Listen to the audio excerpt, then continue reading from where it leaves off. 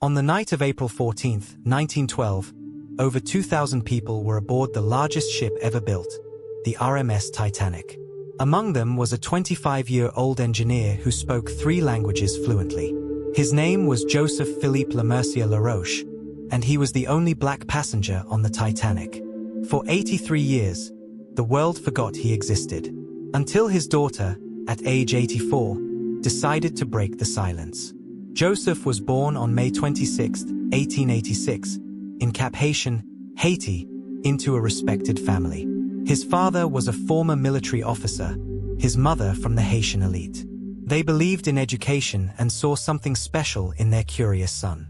At just 15 years old, in 1901, Joseph's mother sent him to France to study engineering. He enrolled in Beauvais, studied relentlessly, and earned his engineering degree with honors. But when Joseph looked for work, he discovered a brutal truth. No one would hire a black engineer. It didn't matter that he had the same diploma, spoke perfect French, and was brilliant. Doors closed when employers saw his face. Applications were ignored. Interviews ended abruptly. Despite his qualifications, Joseph was stuck in low-paying jobs that never used his skills. In 1908, Joseph met Juliette Marie-Louise Laforgue, a white French woman, daughter of a wine merchant. Despite society's disapproval, they fell deeply in love and married on March 18, 1908. Their life together was hard but filled with love. They had 2 daughters, Simone, born 1909, Louise, born 1910, premature and often sick. By early 1912, Juliette was pregnant with their 3rd child. Joseph was working long hours, barely making enough to cover rent and Louise's medical expenses. The discrimination had only gotten worse. Now he wasn't just a black man, but a black man with a white wife. Joseph made a decision: return to Haiti. There, his skin color wouldn't matter. His engineering degree would have value. His family had connections. He could build a real future. His mother in Haiti offered to help and purchased first-class tickets on the SS France for April 1912. But there was a problem. The SS France required all children to stay in the nursery during meals, separated from parents. Joseph refused. He wanted to be with his daughters. The fatal exchange. Joseph exchanged their tickets for second-class passage on a brand-new ship making its maiden voyage, the RMS Titanic. The papers called it unsinkable. It was the largest ship in the world, with luxuries beyond imagination. And most importantly, Joseph could dine with his family. On April 10, 1912, the Laroche family boarded the Titanic at Cherbourg, France. For the next few days, life aboard the Titanic felt almost perfect. Joseph walked the decks breathing salt air, dreaming of Haiti. He told Juliette about the beaches, the mountains, his childhood home. Some passengers stared at the family. A black man with a white wife and mixed-race children wasn't common in 1912. But Joseph held his head high. He had dealt with this his entire life. On Sunday, April 14th, the family attended church service, had their final dinner together, and put the children to bed. Joseph kissed Simone and Louise goodnight, told Juliette he'd be up soon, and returned to the smoking room. At 11:40 p.m., he felt a slight shudder run through the ship. Joseph walked onto the deck and saw pieces of ice scattered everywhere. Then he looked toward the bow and saw it, a massive iceberg scraping along the ship's side. His heart stopped. He ran. When Joseph burst into their cabin, Juliette was confused. He told her to get dressed immediately, dress the children warmly, grab life jackets. No time for questions. They made their way to the boat deck through increasingly crowded corridors.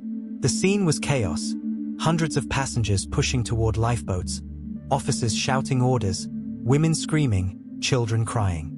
The orchestra was playing cheerful music as if nothing was wrong. Joseph found a lifeboat.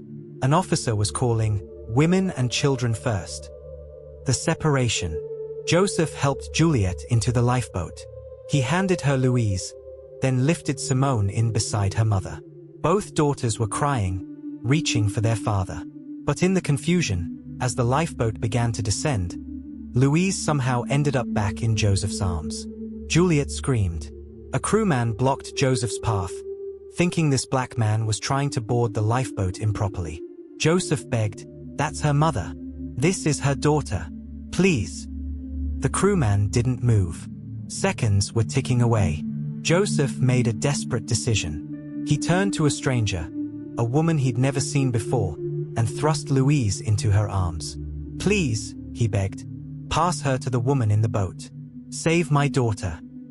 The stranger looked at the crying child, at the descending lifeboat, at the black man with tears streaming down his face. Then she leaned over the railing and passed Louise down to another passenger, who passed her to another, a chain of strangers united by one purpose. Until finally, the little girl reached Juliet's outstretched arms. Joseph stood at the railing and watched his family disappear into the darkness. Their eyes met across the growing distance. Juliet was crying, holding both daughters against her chest. She mouthed something he couldn't hear, but he understood, "I love you." Joseph raised his hand in a final wave. He tried to smile. He wanted her last memory of him to be hopeful. The lifeboat vanished into the night. At 2:20 a.m. on April 15, 1912, the RMS Titanic broke apart and sank. More than 1,500 people died in water so cold it stopped their hearts within minutes. Joseph Philippe Lemercier Laroche was among them. His body was never recovered. The rescue ship Carpathia picked up 706 survivors, including Juliet and her daughters. When she climbed aboard, Juliet immediately searched for Joseph, asking everyone if they'd seen a black man. No one had. They arrived in New York on April 18th. Juliet waited for weeks, hoping somehow Joseph had survived. But no news came. No body was found. Finally, she returned to France with her daughters. On December 17, 1912, 8 months after the sinking, Juliet gave birth to a baby boy. She named him Joseph Philippe Lemercier Laroche Jr., after the father he would never know. Juliet never remarried. She raised her 3 children alone, working multiple jobs, sacrificing everything for their future. She never forgot Joseph, lighting a candle every year on the anniversary. But she never spoke publicly about the Titanic. When reporters came asking for interviews, she turned them away. When filmmakers offered money, she refused. The trauma was too deep. The children grew up in the shadow of their father's absence. Simone remembered fragments, the cold, the screams, her father's face. Louise remembered nothing except what her mother told her. Joseph Jr. never knew his father at all. Decades passed.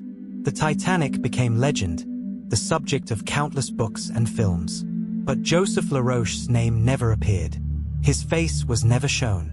His story was never told. History had erased him. Juliet died in 1980 at age 91, her silence unbroken. In 1995, Louise Laroche was 84 years old, living in Paris.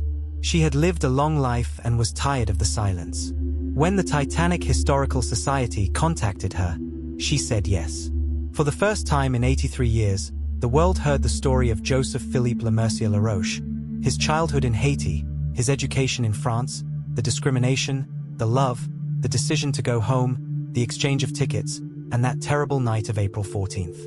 Louise died on January 28, 1998, at age 87. She was one of the last survivors of the Titanic. But before she died, she ensured her father would never be forgotten again. Today, Joseph Laroche's name appears in museums. His photograph hangs in exhibitions. His story is taught in schools. He is no longer invisible, no longer erased.